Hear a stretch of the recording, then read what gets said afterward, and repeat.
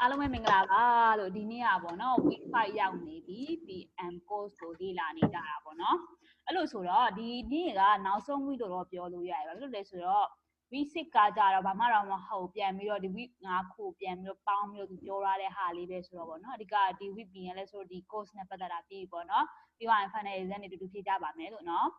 အထူးသဖြင့်ဒီ week မှာဆိုရင်အဓိကဘာနဲ့ပတ်သက်ပြီးလေ့လာရမလဲဆိုတော့ဒီ authority နဲ့ influence ဆိုတာဘာလဲပေါ့နော်တို့တို့ရဲ့ကွာခြားချက်ကဘာလဲအဲ့ဒါကိုအဓိကပေါ့လေ့လာမယ်ဒီမှာဆိုရင် तू က authority နဲ့ influence ကိုပြောတာဖြစ်တော့ဘာနဲ့ဆိုင်လဲဆိုတော့အဓိကကတော့ project တစ်ခုမှာပေါ့နော်ဒီလိုကို project က conflict တွေဖြစ်လာပြီးပြဿနာတွေတစ်စုံတစ်ရာတက်လာပြီးဆိုရင်ဘယ်သူတွေကိုသွားပြီးတော့ final decision ချခိုင်းမလဲပေါ့နော်ဘယ်သူတွေကအရေးပါဆုံးလဲအဲ့ဒါလေးပေါ့နော်ဒီဖြစ်ဒီ तू ကအဓိကကတော့ project တစ်ခုမှာအရေးပါတဲ့လူတွေဘယ်သူဘာဖြစ်တယ်ညာဖြစ်အဲ့ဒါကိုပဲအဓိကရှာမယ်ဆိုတဲ့သဘောလေးပိုပေါက်တယ်ပေါ့နော်ဒီမှာတော့ထုံးစံအတိုင်းလဲဆိုရ reading ရှိမယ်ဒီ reading ရှိမယ် video ရှိမယ်ပြီးရင် slide လေးနဲ့သူသေးချာပြပြမယ်ပေါ့နော်ဒီ course ကပြီးတော့မယ်ဆိုတဲ့သဘောရောက်နေပြီပေါ့အဲ့မှာဆိုရင်တဲ့အဲ့လိုဆိုတော့ပေါ့တကယ်လို့ဒါကိုကစိတ်ဝင်စားရင်တို့ဒါပြချင်တာသူတို့အကြောင်းရဲ့ဒီ apply project management course ကိုအဲ့ဒါပြန်တက်လို့ရပြီဖြစ်တယ်ညာဖြစ်တယ်ပေါ့နော်ဒီကဒီ course ပြီးသွားလို့ရှိရင်တဲ့သူတို့ credit ပေးမလားမသိဘူးဟိုရ as a reminder you can sign underscore blah blah blah if you မပေးပါဘူးအဲ့ဒါပါမြင်သွားတယ်ဒီဟာကိုပေးမလားဒီ projection development unit ကို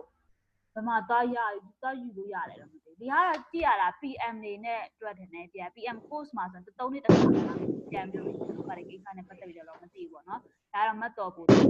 ချင်အောင်ဆိုပြီးတော့ဒါလေး complete လုပ်လိုက်ပါပြီလို့ဒီဟာတော့ဘာမှတော့မဟုတ်ဘူးပေါ့နော်ဟုတ်ကဲ့ပါအဲ့လိုဆိုအတန်လေးဖတ်နေလို့ lesson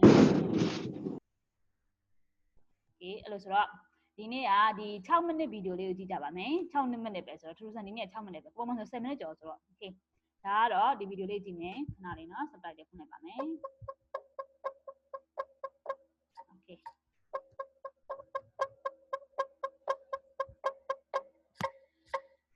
Hi, welcome back to class. Let's take some time to revisit your role and your interaction with your project stakeholders. We have looked at the different project organizations, and in many cases, you are not officially in charge. You are the project manager, but you may or may not write performance appraisals or hire team members. In the project-sized organization, you are the king or queen, so to speak, and the other organizations, such as the matrix, you share your authority. You are responsible for the success of the project, but you do not have the authority of someone who is in charge. Truthfully, even when you do have complete authority, you will not always choose to lead from a place of authority. Sometimes you will simply need to exert some influence in order to move people towards a goal or to resolve issues and conflicts. This is a good place to stop and consider the difference between authority and influence. Authority means you have the right to apply resources, expend funds, make decisions, and give approvals. Influence is your ability to persuade others to act on behalf of the project. You use influence to encourage team members to meet deadlines, to facilitate conflict resolution, and to try and resolve project issues and conflict. You influence through the relationships you have built. People who trust you are more likely to be open to your influence. You influence through your ability to clearly communicate the pros and cons of different points, and through your ability to listen openly to the points of others. You influence by being open to other perspectives and by setting a good example. It's inevitable that you and your stakeholders will face conflict as you work to meet project objectives. Conflict is not a bad thing. Conflict is a natural condition. It occurs when it looks like one party believes their needs will not be met. You will use your influence to help resolve conflict. There are quite a few potential sources of conflict on your project. Many of these you can manage through your planning and your communications. For example, a conflict around project priorities. You can help with this conflict by having priorities clearly defined and documented. You can state this in your charter and mention it again in the scope and reference it in your status. Doesn't mean everybody will agree, but if an official agreement has been reached, your communication around the priorities will serve as a reminder that this is the decision and it has already been made. Conflicts over resources can be managed by creating a plan showing the types of resources you need and when they are needed, presenting this plan to the appropriate stakeholders, and securing their buy-in and approvals is going to help with this conflict. Team members often face conflict over their roles and responsibilities. This can surface as either role conflict or role ambiguity. An example of role conflict is when two people are trying to do the same job or complete the same task. An example of role ambiguity is when someone does not know or understand what is expected of them. You have a tool available to you that will help with role conflict and role ambiguity. That tool is the Responsibility Assignment Matrix, or the RAM. The RAM helps to show who is carrying out the completion of the project scope. You can create it at different levels. You might do it all the way to the task or activity level. The idea is to show who is really responsible for the work, who needs to know about the work, who will provide assistance or consult. The RAM can be created with your team, and in fact, this helps everyone to understand who is doing what. It helps to clear up role conflict and role ambiguity. When team members participate, it helps to build their commitment to the project. You and your stakeholders will still face conflict. You seek to minimize unproductive conflict. This is the type of conflict where people launch personal attacks on one another. You want to encourage healthy or productive conflict. This is the type of conflict that helps solve issues and design approaches that provide the best ways to meet project objectives. As you resolve conflicts, there are different approaches you can use. Each approach has its time and its place. Confronting, which can also be referred to as problem solving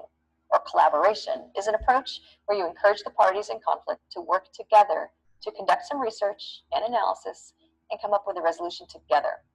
This is a good way to build relationships and develop a solution that is really the best for the project and not necessarily best for one party or another.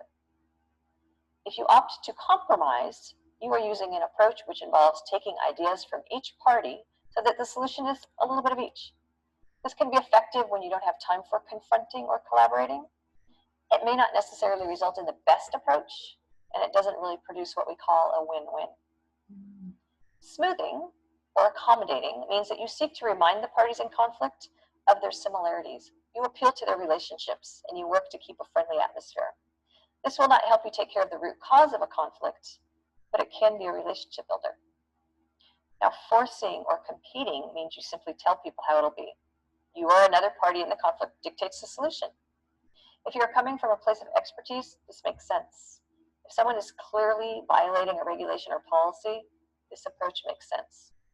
Often your sponsor will use this approach. He or she will provide a solution to you and expect you to use it. The last approach we are considering is avoiding or withdrawal. It's not a good permanent solution, but it's good if you believe that you or the other parties in conflict need some time to calm down. It's also good when you're outranked. When your sponsor tells you that he or she wants something, you know they're not causing any harm or doing something unethical, there's probably no reason for you to engage in conflict with them. Which one is the best approach? See, trick question. Each one has its time and place. It takes practice. The first step is to understand and know the approaches that are available to you.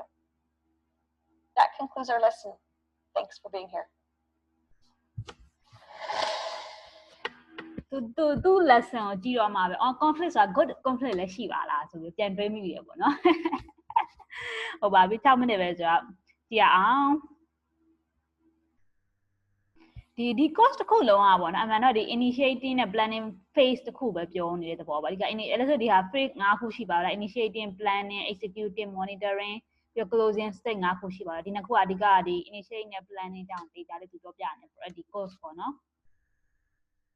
ဟုတ်ကဲ့ပါဒီလူလေးသူက course ကနေပြန် welcome လုပ်ပါတယ်ပေါ့နော်ပြီးလဲပြီးတော့ဒီမှာဆိုရင်တဲ့အဓိကကတော့ဒီခုန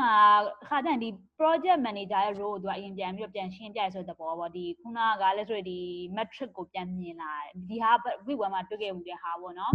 တကယ်လို့ဒါကိုကဒါ projectized organization မှာအလုပ်လုပ်နေတယ်ဆိုရင်တော့ကိုကတော့ fully authority ရှိတယ်ပေါ့နော်ကို project နဲ့ပတ်သက်ပြီးကိုယ်တိုင်ကအစားဆုံးတာဝန်လည်းယူရတယ်အောင်မြင်လည်းကိုယ်နာမည်ရတယ်ကြားရင်ကိုယ်နာမည်ရတယ်ပေါ့အဲ့လိုပုံစံမျိုးကိုယ်နာမည်ဝတ်ထိတယ်ပေါ့နော်အဲ့လိုပုံစံမျိုးပေါ့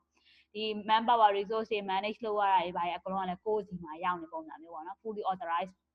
ရနေတဲ့ပုံစံမျိုးပေါ့မယ်ဒါပေမဲ့တစ်ခါကျရင်ကွာတော်တော်များကြတော့ဒီ metric ဘက်ကိုပို့သွားကြတာများတယ်ပေါ့နော်အခု organization တော်တော်များကြတာအဲ့လိုဆိုတော့ဒီ project manager အနေနဲ့ကြည့်မယ်ဆိုရင်သူကတော့ project အောင်မြင်ရတော့သူ့အနေနဲ့ responsibility ရှိတယ်ပေါ့နော်ဒါပေမဲ့လည်းတခြားလိုအပ်တဲ့ manpower resource တွေတခြားပေါ့နော်ဒီ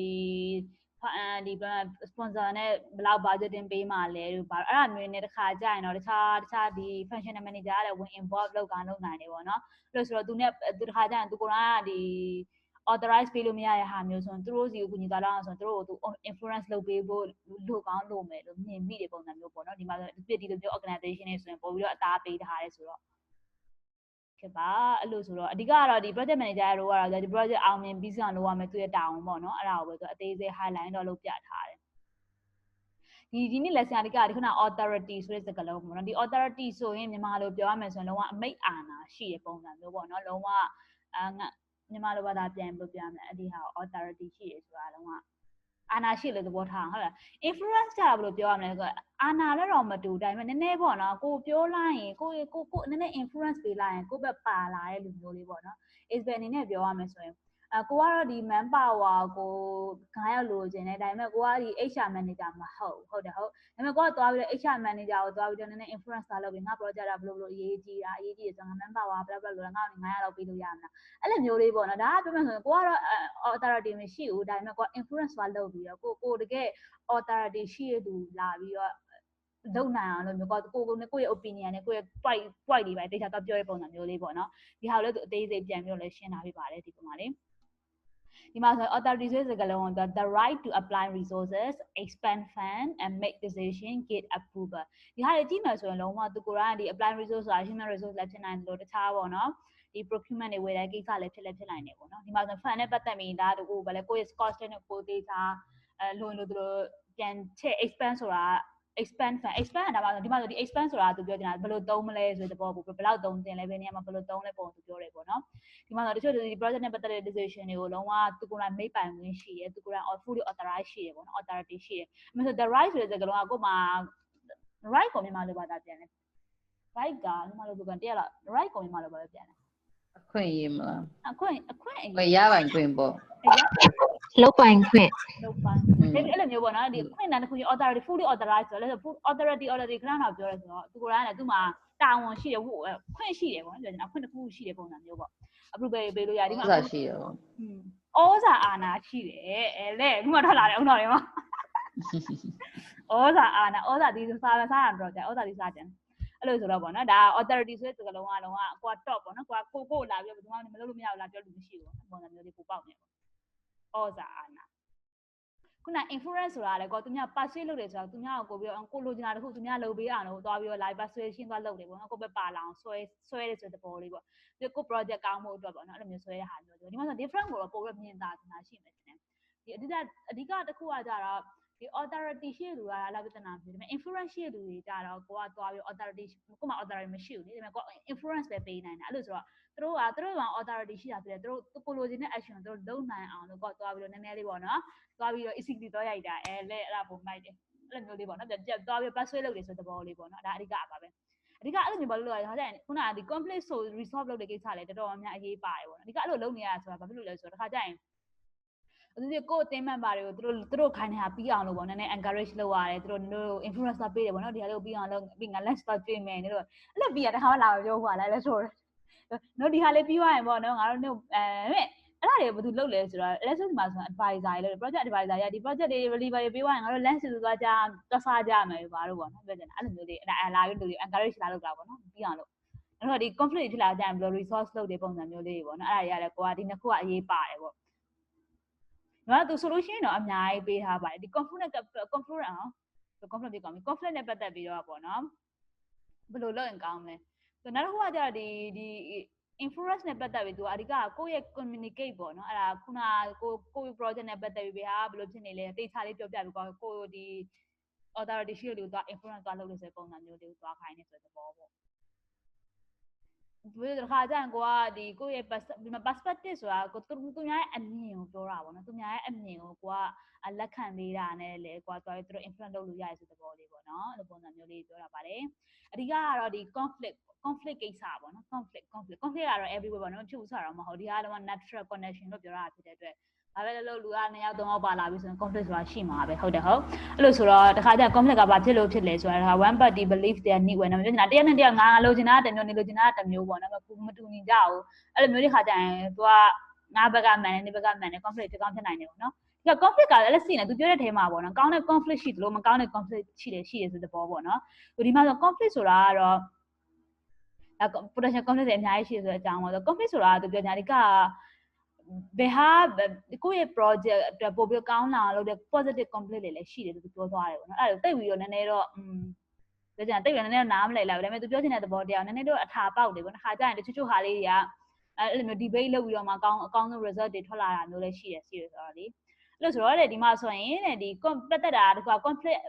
project priority နဲ့ပတ်သက်ပြီးတော့ဖြစ်ခဲ့တဲ့ conflict လည်းရှိကောင်းရှိနိုင်တယ်ပေါ့နော် project အတွင်းမှာဆိုရင်တချို့ကြဒီ priority ဆိုတာကလည်းဆိုခဏကြုံနေရတယ်ပေါ့နော်ဒီရုံးမှာဆိုရင်ဘာဖြစ်လဲဆိုတော့ကိုကသူတို့ကလောက်ခန်းစေချင်တာအများကြီးဟိုကလောက်ဒီဟာလောက်ဟိုကလောက်ဒီအများကြီးပဲဒါပေမဲ့ဘယ်ဟာအရေးကြီးဆုံးလဲဘယ်ဟာ top priority လဲအများကြီးရွေးရတယ်ပေါ့နော်အဲ့တော့ကို့မှာ24 hour ပဲရှိရလေ24 hour ပြောလို့မရဘူးဒီမှာဆို7နာရီပဲရှိတာဟုတ်တယ်ဟုတ်7နာရီပါရှိတဲ့အတွက်သူတို့အရင်ဆုံးဘယ်ဟာအပြီးလိုချင်တာလဲအဲ့ဒီပြီးတဲ့ဟာက high priority သူတို့နဲ့ပြန်ပြီး negotiate လို့ okay ဘယ် priority တို့အရင်ပြီးချင်တာလဲဟုတ်တယ်ကွာ90မှာ9ခု10ခုမှလောက်ရရှိရဲလို့ဆိုတော့ highest priority ကိုငါအရင်ဆုံးပြလို့ဝင်မယ်အဲ့လိုမျိုးသွားရတဲ့အခါမျိုးတွေရှိရပေါ့နော်ဒါပေမဲ့အဲ့လို highest priority ကဘယ်ဟာဖြစ်ပါတယ်လို့ဆုံးဖြတ်ဖို့ဆိုတာကလည်းအမှန်ဆိုရင်ဒါ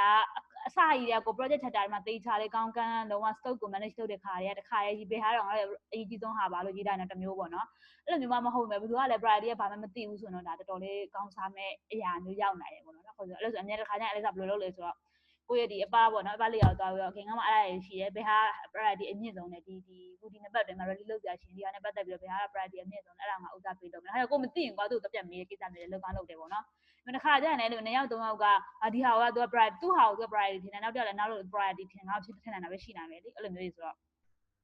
ဖြစ်နိုင်လို့ရှိရင်ကိုယ့်ရဲ့ project chapter မှာအစကဘယ်ဟာတော့ priority ဖြစ်ပါဆိုနေ clear define လုပ်တာတော့ပိုကောင်းဆုံးဖြစ်တယ်ဆိုတဲ့သဘောလေးပေါ့နော်ဒီကဒီ scope management မှာလည်းဒီ priority နဲ့ပတ်သက်တာသူပြောသွားသလားဆိုတော့လည်းသိတော့သိမထားမိဘူးဒါပေမဲ့ဒီဟာလည်းပါတဲ့တယ်လို့မြင်တယ်ပေါ့နော်ဒီကဖြစ်နိုင်လို့ရှိရင်ကိုယ့်ရဲ့ project scope တွေမှာဒီဟာတော့အရေးကြီးတဲ့ feature ပေါ့နော်အဲ့ဒါအရင်ဆုံးပြီးအောင်လုပ်မယ်ပြီးတော့မှငါတို့နောက်တစ်ခုသွားလုပ်မယ်ပေါ့နော်အဲ့လိုမဆိုင်တဲ့ feature တွေကိုနည်းနည်းနောက် postpone လုပ်ပေါ့နောက်ဆုတ်ချင်နောက်ဆုတ်ထားတဲ့ပုံစံမျိုးပေါ့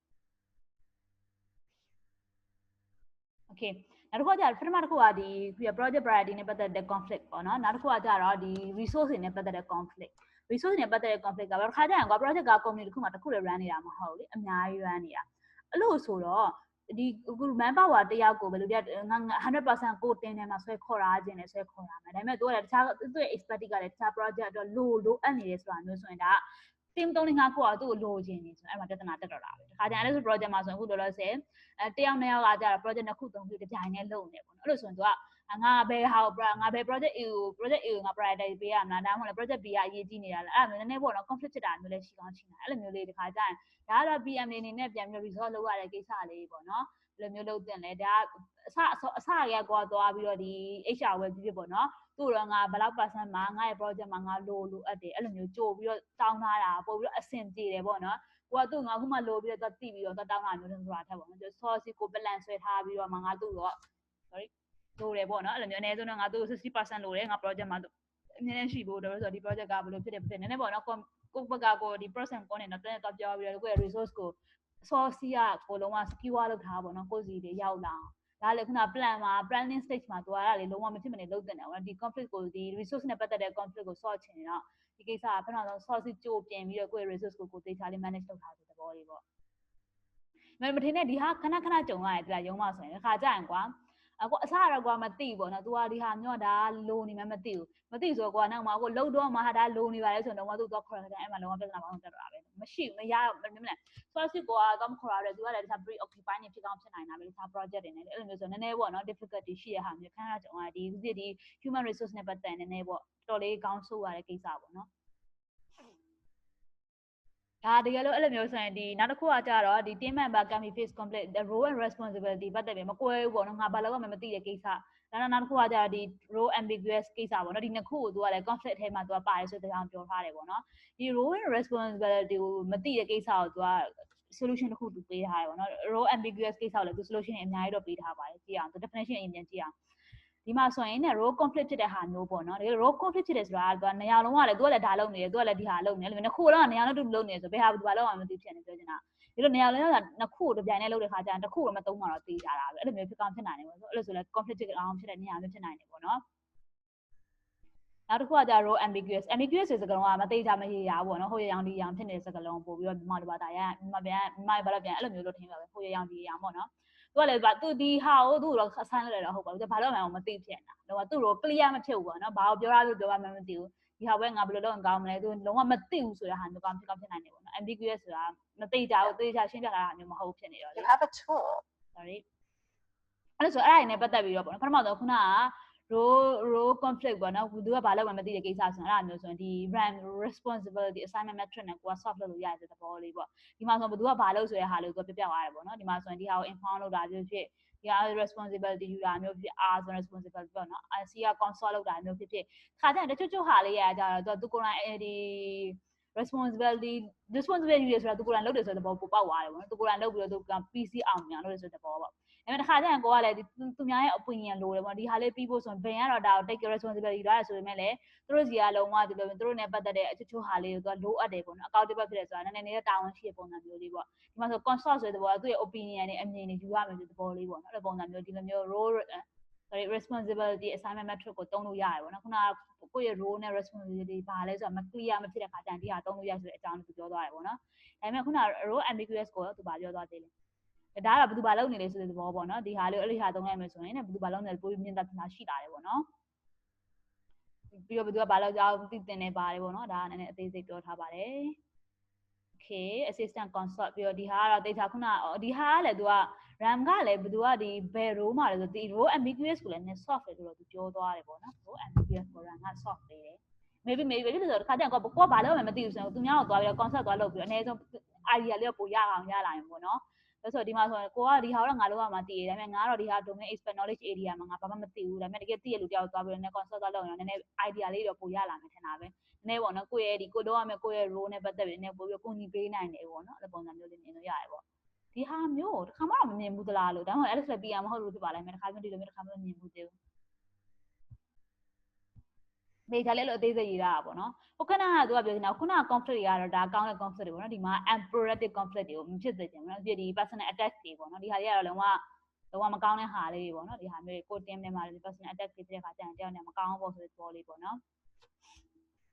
်ဒါကြတော့ conflict ကတော့ဒီခုနကဒီ unhealthy conflict တွေကဖြစ်နေလို့ရှိရင်တော့ unproductive ကိစ္စတွေကိုတော့နည်းရှောင်ပေါ့နော်ဒါပေမဲ့ဒီလိုမျိုးဒီ healthy နဲ့ productive ဖြစ်တဲ့ conflict ဆိုရင်လည်း encourage ပေးပေါ့နည်းနည်းအဲ့ဒါလေးနည်းနည်းကောင်းဖြုတ်သွားတယ်နော် healthy productive conflict ဆိုတဲ့စကားလုံးလေးပေါ့နော်ဖြစ်ကောင်းဖြစ်နိုင်ပါတယ်တချို့ issue လေးတွေကကို project ကကိုကဒီဟာကိုမထောက်ပြဘူးဆိုရင်ပေါ့နော် project ကအတိုင်းပဲဖြစ်နေမယ်ဆိုရင်ကိုထောက်ပြတာဒီ project ကိုပိုကောင်းအောင်ဖြစ်လာတဲ့ပုံစံမျိုးပေါ့နော် that provide the best way to meet project objective ခါကျရင်ကိုကဒီဟာကိုသူတို့ဘာမှမလုပ်ဘူးဒီတိုင်းပေါ့နော်ကြားတဲ့ကအမြင်အသက်တပေါ်လာပြီးတော့မှဒီနေ့မလုပ်ပဲနဲ့ဒီလိုနည်းနဲ့လုပ်မယ်ဆိုရင်ပို့ပြီးတော့အချိန်တက်တာနဲ့ပြီးနိုင်တယ်ပေါ့အဲ့လိုမျိုးဖြစ်ကောင်းဖြစ်နိုင်တယ်ပေါ့နော်အဲ့လိုမျိုးဒါလေးတွေက conflict ဖြစ်တာလို့တော့လည်းမမြင်ဘူးဒါပေမဲ့ तू ပြောချင်တဲ့ conflict ကဘာမှသိမသိသေးဘူးဒါပေမဲ့တချို့ conflict တွေကအဲ့လိုလေးရှိတယ်ဆိုတဲ့အကြောင်းလေးပါတယ်ပေါ့နော်ဒီဟာ conflict ဖြစ်လာရင်ဘယ်လို method တွေသုံးရမလဲဆိုတဲ့အကြောင်းကိုပြောသွားတယ်ပေါ့နော် project က confronting က collaboration လုပ်တာနဲ့ problem solving ပြောချင်တာ encourage the party in conflict to work together ပြောချင်ဒီအုပ်စုလိုက်ကိုပေါ့နော်ဖြစ်နေလို့ရှိရင်တူတယောက်တစ်မျိုးစီပေါ့ငါမှဒီ idea ရှိတယ်နေ့မှဒီ idea ရှိတယ်တယောက်တစ်မျိုးစီရှိနေတဲ့ဟာအားလုံးတူပေါင်းလိုက်တဲ့ပုံစံမျိုးလေးပဲမြင်နေပေါ့နော်ဒါနောက်တစ်ခုကျဒီကိုယ့်ရဲ့ဒီအားလုံးကိုပေါင်းလုပ်နေတာဖြစ်တဲ့အတွက်ကိုယ့်ရဲ့ဒီကိုယ်တင်းမှရှိတဲ့လူတွေရဲ့ relationship လည်းပိုကောင်းလာမယ်လို့မြင်နေပေါ့နော်အုပ်စုလိုက်လုပ်နေကြတာဖြစ်တဲ့အတွက်ဒါကြရင်ကိုတယောက်ရဲ့အမြင်နဲ့လောက်တာတဲ့ပေါ့နော်ခေါင်းပုံများတာပို့ပြီးတော့ဆရာညသားတွေဖြစ်ကောင်းဖြစ်နိုင်တယ်ပေါ့နော်ခါကြတိုင်းမဲ့လေအများနဲ့လောက်တာကောင်းတာရှိဆိုဆိုကြကတော့ဆရာညသားတွေကိစ္စလည်းပေါ်ကောင်းပေါ်နိုင်တယ်ပေါ့နော်ဒီဟာမျိုးတွေခုန solution ကိုသူကဒီဟာလေးကို combine လုပ်တဲ့ပုံစံမျိုးသူပေါင်းသွားရပါလားအဲ့လိုမျိုးဆိုနည်းနည်းတော့ smooth မဖြစ်ကောင်းလည်းမဖြစ်အဲ့လိုမျိုးတကယ်လို့ဒါကိုကပါတီအများကြီးစီရပေါ့နော်ပြန်လာသူ3 5ယောက်စီရတခါလေ solution တယောက်နည်းနည်းစီလို့သွားလုပ်လိုက်ရင်လည်းမြန်ဆန်နဲ့တော့ပြီးသွားပါတယ်ဒါပေမဲ့အကောင်းဆုံးလည်း ဖြစ်ကောင်းမှဖြစ်နိုင်ပေါ့နော်တိတ်ပြီးအဲ့လိုပုံစံမျိုးပေါ့အဲ့လိုဖြစ်ကောင်းဖြစ်နိုင်တဲ့ပုံစံမျိုးဒီမှာအဓိက comforting ဆိုတဲ့စကားလုံးကိုသူကမြန်မာလိုပြောပြတယ် compromising လားဟာ compromising ခဏ comforting နဲ့ compromising ဘယ်ရောက်လား confronting ဆိုတာဟိုပါလေဒီတိုက်ရိုက်တွေ့ရဲ့အဲ့လိုပုံစံမျိုးကွယ်သိရမလားနင်းကငါမေးစရာရှိတဲ့ပုံစံမျိုးပြစရာရှိတဲ့တိုက်ရိုက်ထိတ်တိုက်တွေ့ရဲ့ပုံစံမျိုးပေါ့ဒါပေမဲ့ရန်ဖြစ်တဲ့ပုံစံမျိုးမဟုတ်ဘဲတရားနဲ့ကြားလိုက်ကွာခေါင်းချင်းဆိုင်ပြီးတော့အဲ့လိုဆွေးနေတာပေါ့အဲ့လိုမျိုးဟုတ်ပြီ confront အဲ့ဘာတဲ့ငါလာနေကိုထိပဲဒူးတွေ့ဘာတွေ့ဆိုအဲ့လိုပုံစံမျိုးသွားတယ်ပေါ့နော်ဒါနဲ့ compromise လုပ်တာပေါင်းလိုက်တဲ့ပုံစံမျိုးဒါ compromise မလားဟုတ်တယ်ဒါ compromise ကကြတော့ကွာဥမာနင့်မှလည်း idea ရှိတယ်ငါမှလည်း idea ရှိတယ်ကွာရှိရတရားနဲ့ဆွေးနွေးတယ်ခြေတင်ဆွေးနွေးပြီးတဲ့ခါကျတော့မှနင်း idea ကနေပြီးတော့ A နဲ့ B ကိုယူပြီးတော့ငါ idea ကနေပြီးတော့ C နဲ့ D ကိုယူမယ်အဲ့လိုဆိုရှင်ကွာ a good combination ပေါ့အဲ့လိုပုံစံမျိုးအဲ့လိုမျိုး compromise လုပ်ရတာ compromise ကသူလုံးဝကွာနင်းကိုလုံးဝနင်းကိုအနေပဲဖြစ်ငါပဲဖြစ်အဲ့လိုမျိုးလုံးဝကြီး reject လုပ်လိုက်တဲ့ပုံစံမျိုးမဟုတ်ပဲနဲ့ကွယ်အဲ့လိုမျိုးတရားဟိုအကုန်လုံးရဲ့ idea ကိုကွာ consider လုပ်ပေးတဲ့ပုံစံမျိုးပေါ့ဟုတ်ပြီ confronting ဒီဟာလည်းမဆိုပါဘူးပြောနေတာဒီသူပြောနှစ်ခုလုံးကလည်းပြောနေတာဒီ compromise လုပ်တဲ့ပုံစံမျိုးခဏမြင်နေတယ်လက်စလုပ်တယ်မှာတော့မြင်ဘူးတဲ့ confronting ဖြစ်တဲ့ပုံစံမျိုးကြတော့လေမရှိမှာပါတေးထားအဲ့လိုမျိုးဒါကြတော့လေအပားလေးရာကြီးပို့လောက်ကြတာညာလက်ဆိုတော့ကြာသူတို့လက်ဆိုတော့ပါခိုင်းတဲ့ဟာပဲလုပ်ဖြစ်တာများပြီးတော့တိတ်ပြီးတော့ conflict တိတ်မရှိဘူးပေါ့နော်ဒီ management နဲ့ဒီခုဖြစ်ဒီ project leader တို့ဒီ PM တို့လည်း conflict တွေအဲ့လိုမျိုးဟာတို့သူတို့အဲ့လိုမျိုး compromise လုပ်ကောင်းလည်းလုပ်တင်တယ်ပေါ့နော်အဲ့လိုမျိုးဒီခုန confronting လုပ်တင်တယ်လို့အဲ့လိုမျိုးဟာလေးရှိမှာပေါ့နော်သူတို့လုပ်ကြတဲ့ဟာလေးနောက်တစ်ခုကကြာ smoothing ကလုံးဝ data လေးပေါ့နော် smooth လုပ်လိုက်တယ်ဆိုတဲ့သဘောဆိုတော့က data လေးချောမှုလေးဖြစ်သွားအောင် accommodate လုပ်တယ်ဆိုတော့ဒီနောက်ကျသူတို့နှစ်ခုရဲ့တူတာလေးပါရှိတယ်နည်း similar လေးတည်တွေကိုသူတို့က remind လုပ်တဲ့ပုံစံမျိုးလေးပိုပေါက်နေပေါ့နော်မကောင်းတာပါပြန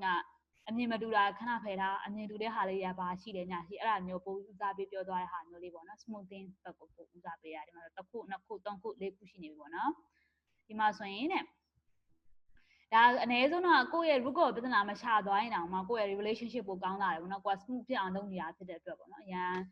်ကိုယ်မကောင်းမတူတာကိုပဲပြောနေမယ်အစားပေါ့နော်ကျွန်တော်တို့ရဲ့ opinion တူတဲ့ဟာလေးကိုပိုပြီးဦးစားပေးသွားတဲ့ပုံစံမျိုးလေးပေါ့နည်းနည်း smooth ဖြစ်သွားအောင်လုပ်သွားတဲ့ပုံစံမျိုးပဲနောက်တစ်ခုအဲ့ဒါအကြိုက်ဆုံးတဲ့ဟာမျိုး forcing and competing တော့မသိဘူးဒါပေမဲ့ forcing တော့သဘောကျတယ်ငါပြောခိုင်းဆိုလို့မရှိနဲ့လေအဲ့ဒါလေးတော့လိုချင်တာအဲ့ဒီ author လေးတော့လိုချင်တာဒါတော့ဒီမိဘကိုလိုချင်လူတွေကိုသွားပြီးတော့ဒီတိတ်လို့လေဆိုတာသိတယ်မလားလုံးဝငါခိုင်းငါအာနာငါမအာနာရှိရင်ငါပြောတော့နားထောင်ရမယ်လေဒီမှာတော့ဒီတိတ်လို့ဘယ်လိုလူတွေပဲဒီတိတ်လို့ပတ်ငန်းရှိတယ်ဆိုသူပြကိုကဒီ knowledge expert ဒီ knowledge domain မှာပေါ့ကိုကလုံးဝ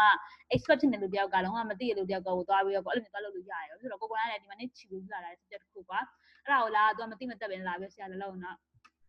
နေသမီးရင်စားတာငါသမီးရင်စားတာပြောလို့ရတာပဲဆိုတော့မှရှိတယ်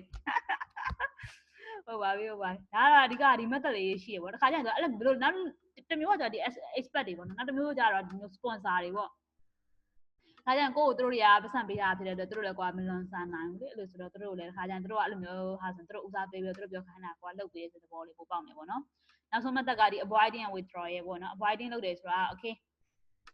ကိုဘက်ကကိုမှလည်းကောင်းကောင်း solution မရှိဘူးတို့ပြောတာလည်းကောင်းတော့လေတို့မြင်တဲ့ဟာမျိုးကြတယ်တို့ကိုဘက်ကကို avoid လုပ်တဲ့ပုံစံမျိုးပေါ့နော်အဲ့လိုမျိုး conflict ကိုလုံးဝကိုဘက်ကရှောင်လိုက်ရဆိုတဲ့သဘောလေးပေါ့အဲ့လိုမျိုးပုံစံမျိုးလေးသွားတင်တယ်ပေါ့ဒါနောက်ဆုံးမှဖြစ်တဲ့ဟာမျိုးဆိုတော့အဲ့တော့ outrank ဆိုတဲ့စကားလုံးကအမှန်ဆိုကိုကအရန်အောက်မှာရောက်နေပြောချင်တာကိုရဲ့ဒီ CEO ကလာပြီးဒီလိုလုပ်ပါလို့ပြောတဲ့ဟာကိုကလာပြီးတော့ကိုမှ proposal လေးဖြစ်ပြီးတော့ CEO ရဲ့ opinion outrun လုပ်ရတာလည်းခက်ပေါ့နော်အဲ့လိုမျိုး outrun ကို outrun လုပ်ခံရတယ်ပေါ့နော်ခါသူကအမြင့်မှာရှိရဆိုတော့လေတခါကျအဲ့လိုမျိုးဖြစ်ကောင်းဖြစ်နိုင်တယ်ကိုဘာပြင်းမျိုးကွာလုံးဝအရေးကိုမလုပ်တာမခံရတဲ့ဟာမျိုးလည်းရှိကောင်းရှိနိုင်တယ်အဲ့လိုမျိုးဟာကျရင်ကိုမှဘာမှလည်းလုံးနိုင်လို့မရကို influence လုပ်လို့မရကိုမှလည်း authority ရှိရမှာမဟုတ်လေလို့ဆိုတော့နေလေးနဲ့သတင်းပေါက်တွေကထုံချရတဲ့ပုံစံမျိုးလေးပေါ့နော် okay ဟုတ်ကဲ့ပါမှားပါတယ်အဲ့လိုမျိုးလုပ်လို့ရမှာပေါ့ထင်တာပဲပေါ့နော်ဟုတ်ကဲ့ပါဆိုတော့ပြီးပါပြီကျေးဇူးတင်ပါတယ်ရေးပြီးပါပြီဒီဟာလေးနဲ့ပတ်သက်ပြီးတော့ပေါ့နော်အဓိကပြောချင်တာဒီမှာခုနကသူပြောတဲ့ method 5ခုလို့ပြောတဲ့ SNL သတိထားစေချင်ဒီခုနသူများတွေဘယ်လိုလုပ်ရင်ကောင်းမလဲပေါ့နော်ပထမဆုံးဒီ comfort လုပ်ရင်ကောင်းမလား compromise လုပ်တင်လားပေါ့နော် conflict ဖြစ်လာတဲ့အခါကျရင်ပြီးသွားရင်ကိုဘကလိုမျိုးသူများကိုဘယ်လိုမျိုးအနေကိုယ့်ရဲ့ position ပေါ်မူတည်ပြီးတော့ကိုလုပ် solution တွေရှာရမယ်တဲ့သဘောလေးပေါ့ smoothing လုပ်တင်လားကိစ္စတွေပြီးတော့နောက်တစ်ခါကျဒီကိုကဒီ သူများ force လုပ်လို့ရတဲ့ position မှာရှိနေတာလားဒါမှမဟုတ်ကိုကိုရိုင်းကလည်းလုံးဝ outlet မှာရောက်နေပြီ withdraw လုပ်တဲ့နေရာမျိုးလားဆိုတာမျိုးလည်းဒါကိုယ့်ရဲ့ position ပေါ်မူတည်ပြီးကိုအသုံးပြုတဲ့မှတ်သက်လေးပေါ့နော်ပြောချင်တာဒီ course ဒီဟာတွေမှာကြည့်မယ်ဆိုရင်ဘယ်ကအကောင်းဆုံးလဲဆိုရင်တော့ဒါသူအချိန်နဲ့အချိန်ခါပေါ်မူတည်တယ်ပေါ့နော်သူက based on place and time လို့သူပြောတာဖြစ်တဲ့အတွက်ကိုအချိန်နဲ့အချိန်ခါပေါ်မူတည်ပြီးကိုဘယ်ဟာသုံးသင့်လဲဆိုတာမျိုးရှိတယ်ပေါ့နော်ဒါဘယ်ဟာအကောင်းဆုံးဆိုတာမျိုးတော့မရှိဘူးအဲ့လိုပုံစံမျိုးလေးပါပဲလို့ဟုတ်ပြီလား question လေးတွေမေးကြမယ်မေးစရာရှိလားဆိုတော့ဟိုလေပြန်ပြောက်ကဟို influence ရှိကောင်းလားဟို authority ရှိကြတော့လေဘလို့အလုတ်ကပြီးတော့ပြီးရဒါပေမဲ့ကောင်းဖြစ်မလားအဲ့ဒါရှိဖို့လိုအပ်တာလို့နေတာဘယ်လိုကတော့မရှိဘူးဆိုတော့နည်းပေါ့နော်အဲ့ဒါ authority မရှိရင်တကယ်အရေးကြီးတဲ့ဟာတွေသူလိုချမယ်ဟုတ်တယ်ဟုတ်နောက်တော့ဒီ influence လေးရှိနိုင်မှလာရင်သူအရေးကြီးကိုယ့်ရဲ့ဒီကို project တွေမှာမဟုတ်တယ်မှာမဟုတ်တဲ့လူတွေပေါ့နော်တခြားအပြင်က stakeholder နဲ့သူလုပ်တဲ့ခါကျရင်သူဘက်က influence နဲ့လုပ်နိုင်မှာ project ကပိုတာသွားမယ်လို့မြင်တယ်ပေါ့နော်ဒါမှမဟုတ်သူကသူ့တင်းထဲမှာသူ authority ရှိတာတော့ဟုတ်ပါပြီ outside of the team မှာဆိုသူ authority ရှိချင်မှရှိမှာလေသူ influence လောက်ပဲပေးလို့ရမှာအဲ့ဒါမျိုးဆိုနှစ်ခုလုံးကသူရှိဖို့လိုတာလို့မြင်တာပဲခုန authority ရှိတာကမကောင်းတော့မြင်လို့တော့မရဘူး authority ရှိတာကောင်းတယ်လို့မြင်ရမယ်ဒီနေရာမှာဆိုရင်ဒီ authority လုံးဝဒီ data ပုံစံမျိုးတော့မဟုတ်ဘူးเนาะဒါသူ authority လေသူက abuse တော့မလုပ်သင့်ဘူးပေါ့เนาะကောင်းကန်းလေးနဲ့သူကလုပ်ရမယ်ဆိုတဲ့ပေါ်ပေါ့သူက authority 100% ပေးတာတော့ဟုတ်ပါတယ်ဒါပေမဲ့သူ abusing သွားလုပ်ရင်တော့ဒါကတော့ကောင်းကန်း PM ဖြစ်မှာတော့မဟုတ်ဘူးမြင်တာပဲ။မောင်လေးကဘာအဲ့ဒါမေးချင်တာလားမသိဘူးအဲ့ဒီကိစ္စအဲ့လိုဖြေရအဖြေဟုတ်တယ်ဟုတ်တယ်အထောက်ခံအောင်မေးကြည့်နောက်ပြီးတော့ဗာလဲဒီဟိုကနေပြီးတော့ဒီ client တွေကနေပြီးတော့ကွာသူတို့လိုချင်တာကိုသူတို့ကနေပြီးတော့ပြောနေရဆိုတော့ဒီကိုမှ team တွေရှိရကွာ team တွေပေါ်မှာကွာ influence မလုပ်နိုင်ဘူးဆိုလို့ရှိရင်ကွာဒီ client လိုချင်တဲ့ delivery ဆိုကွာပေးနိုင်မှာမဟုတ်ကွာဥပမာ team member တွေကဒါအဆင်မပြေဘူးဒါမလုပ်နိုင်ဘူးဒီဟာဘယ်လိုဖြစ်တယ်ဟိုကဘယ်လိုဖြစ်တယ်ဆိုတော့သူတို့ကအဲ့လိုကွာကိုယ်လာပြီးတော့အဲ့လိုမျိုးagainst လာလုပ်နေကွာ authority ကောင်းကောင်းရှိဖို့တော့လိုတာပေါ့ဟုတ်တယ်အဲ့ဒါကို project ပြီးအောင်တော့မှာကိုတောင်းလို့မြင်တာဖြစ်တဲ့အတွက်ကိုသူများတွေတော့ဒီမှာဆိုအတုံးချလို့ပြောလို့မရဘူးเนาะသူများတွေကောင်းကောင်း well utilize လုပ်ရမယ်ပေါ့နော်ကိုမှရှိရ resource ကို well utilize လုပ်ဖို့လိုအပ်လာပြီးခါမျိုးကြာရင်ကို authority fully ရှိမှပို့ပြီးတော့အဆင်ပြေတယ်ပေါ့နော်အဲ့ဒါနေကဘာမို့လို့ငါနေပြောတာလုပ်ရမလဲဆိုတဲ့ဟာမျိုးလူတွေကမေးမှာပဲဟုတ်တယ်ဟုတ်အထူးဖြင့်ညီမတွေမှာဆိုပိုအောင်ဆိုသေး sorry ဒါက racist ဖြစ်သွားပြီဖြစ်သွားတယ်ပြောပြီးသားမသိထားဘူးအဲ့ဒါမျိုးလေးရှိတယ်ပေါ့နော်ခါကျရင် तू ကငါမှ authority ရှိပါတယ်ဆိုငါ့ကိုလူတွေကငါ့ကိုယုံကြည်စိတ်ချတယ်သူများအဲ့လို responsibility ပေးထားတာအဲ့လိုဆိုတော့အနည်းဆုံးတော့ပေါ့နော်ဒါကတော့နားထောင်ပေးရမယ်ဒီပုံစံမျိုးကိုယ့်ဘက်မှာပြောတစ်ခုမဟုတ်တစ်ခုပေါ့နော်ကိုလက်ဆုပ်လက်ကင်ပြထားတဲ့ဟာမျိုးတစ်ခုရှိတော့ရှိတယ်ပေါ့နော်ကိုယ့်ကို follower လုပ်မဲ့လူတွေအတွက်နောက်မှဆိုရင်အရန်ခတ်တယ်တဲ့လားအဲ့လိုဆိုတော့ Alex ကဒီမှာရှိဒီမှာ Alex တွေတော့မှာ1 2 3 4ရှိတယ်ပေါ့နော်၄ခုပဲရှိတာဖြစ်တဲ့အတွက် Alex တွေနောက်ပတ်မှလောက်အောင် Alex 9နိုင်ကြ Alex နောက် meeting လေးတစ်ခုရှိတော့ပေါ့နော် follower လာပြီးတော့ Alex အတန်းသွားလောက်အောင် global lab အတွက်တို့ဒီ meeting တစ်ခုခေါ်တာတော့လေအဲ့လိုဆိုတော့ဒီ quality ဒီမှာဆိုရင်ဒီ1 2 3 4ပေါ့နော်ဘယ်သူလောက်ချင်လဲခဏနဲ့နေဟာဘယ်ဟာလောက်ချင်လဲဒီမှာဘယ်လောက်တော့မန်တာတွေပဲရောက်ပါမရောက်ပဲပါနည်းနည်းနောက်ဘက်ကျန်တဲ့ mentor လေးထိုက်များရှိနေကြခေါ်ပါပေါ့နော်မတ်တော်လို့ပါလို့လာနေကြရင်ဒီဟာလေးမတ်တော်ပေးတဲ့ expert လေးနဲ့ပို့ကြည့်အောင်သူကိုယ်တိုင်ကလည်း experience ရှိရဆိုတော့အဲ့လိုမြင်တဲ့ point of view ကနေပို့သူပို့မြင်နေပေါ့နော်အဲ့ဒါဆိုတာကြတော့အတိုင်းပဲစာတွေ့ပဲရှိရဆိုတော့သူကကြတော့တကယ်လုပ်ငန်းခွင်မှာဆိုတော့ပို့ပြီးတော့သူအမြင်နေမြင်ရတာပို့ပြီးတော့ပို့အကျိုးရှိရလို့မြင်နေပေါ့နော်အဲ့လိုဆိုတော့ဒီဟာလေးကိုသူနဲ့တူဖတ်ကြမယ်ပေါ့နော်လို့ဆိုတော့နောက်ပတ်မှာလည်း data လေးအသေးစိတ်ဖတ်သွားကြအောင်အဲ့လိုဆိုတော့အဲ့လိုဆိုနောက်ပတ်အတိုင်းမစခင်မှာဘယ်သူဘယ်ဟာပြောမလဲဒီရွေးကြတာပေါ့နော်ဟုတ်ပြီလားဘယ်နေလဲရှိနေဒီထဲမှာ mentor ဟောဘယ်နေကဟုတ်လားဘယ်နေလဲအလူယူတာသူက mentor မလုပ်ပြရသေးနဲ့ဆိုတော့ order လို့โอเคပါအဲ့ဒါလည်းဟိုအဲ့ဆိုဒီနေ့ဒီမှာပဲအံ့အောင်လေ saucy နာကြပါလို့ဟုတ်ပြီလားသတင်းကျဆိုတော့အဲ့ဆိုငါနံပါတ်3ယူလိုက်မယ်โอเคနံပါတ်3ယူလိုက်နံပါတ်4နဲ့နံပါတ်4ကိုလည်းဆိုမနေ့ကဒီစရနေမှာပဲနည်းနည်းပေါ့နော်ပြန်ပြီးတော့ဆက်လုပ်ကြည့်အောင်ပြန်မေးကြည့်အောင်ဘယ်သူမှလုပ်ချင်တဲ့ဟာလေးကိုနော်โอเคပါ alright okay ကျေးဇူးပါ bye bye